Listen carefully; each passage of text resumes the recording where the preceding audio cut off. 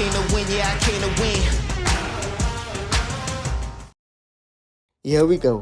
It's game week 2 and this is a squads team. We can see that they triple up on Man City and Liverpool while they doubled up on Fulham facing Leicester.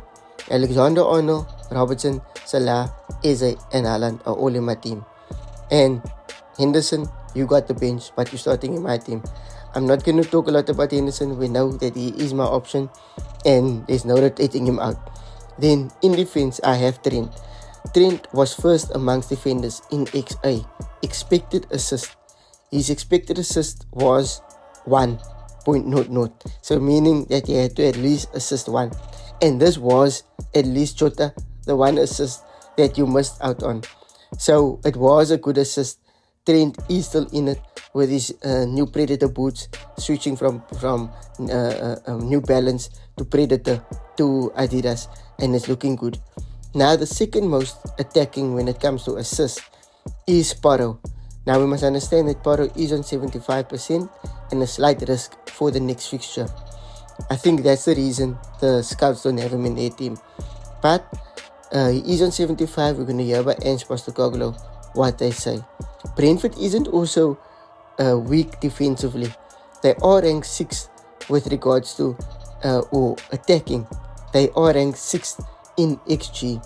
So that is a good attacking return for Brentford. Then moving right along, we're looking at Mykolenko. Now I said that I was going to start Barco, but he is probably going out on loan and won't be starting this game week and possibly not in the future.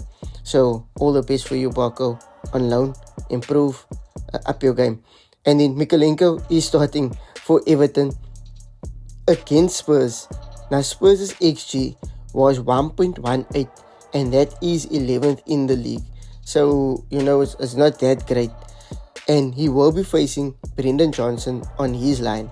So I think Mykolenko will do a good job in defending Brendan Johnson. He's not one of the best attacking players, even though he can deliver now and then.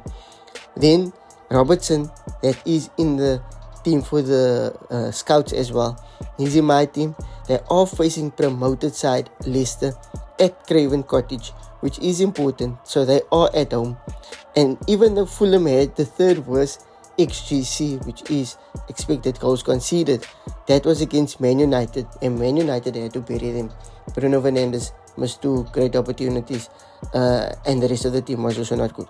But Robertson had a good run out against Man United, and I think he's going to produce again a good individual performance against Leicester. Then moving on into midfield, I have Jota. They are playing Brentford at home at Anfield, where they never walk alone. And Jota is out of position. So he's going to be retaining that. He had a good game. Yes, he missed 1 big opportunity from that assist from Alexander-Arnold. But the following opportunity, he buried it. He went and scored that goal that Salah provided for him. Now Brentford is joint second worst for shots conceded on target, and that is a PPS magnet. PPS is the bonus points. So if Jota just gets a couple of shots on target and possibly score one of those, we know that the bonus points will favor him and he will get bonus points this time around. Then moving along, Eze is facing West Ham at home at Selhurst Park.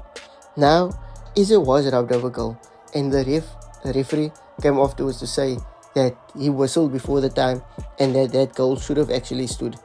Now Eze, don't let your head drop. Keep your head up, because you have to be looking for Ismail Assar. I think that they have to start Sarr, because he will give more opportunity and an outlet for Eze. We saw that Leicester bought from Crystal Palace. Leicester bought Jordan Ayew. Is it Jordan Ayew? Let me know in the comments. But Ayew. So they bought him for 8 million. And so all the best for you, sir, moving forward. Then Salah. The same that can be said about Jota can be said about Salah. However, Salah was a top point scorer for Gameweek 1. So if you captain him, well done to you. I captain him as well. Jota's XG is 4th best amongst midfielders, while Salah's was the 6th best amongst the midfielders. Then Nkunku didn't have a good game. Well, it was City after all. Come on City, but don't let that deter you. They are facing Wolves, and Wolves are joint second with Brentford actually for shots conceded on target. Now they are also second for shots conceded as a whole, and that's 18 shots. So Wolves conceded 18 shots. Nkunku, take them on, don't be scared, drive at the defense and score your goal. In attack, in forward line, I have Alexander-Isak.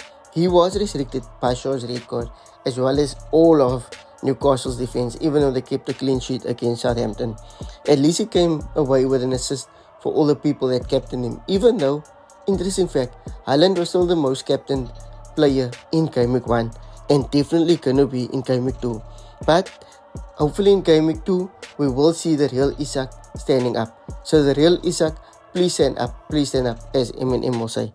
Now, then there's Haaland. Haaland is up against Ipswich. Now this is so interesting because in defense, Ipswich is the worst defense when it comes to XGC.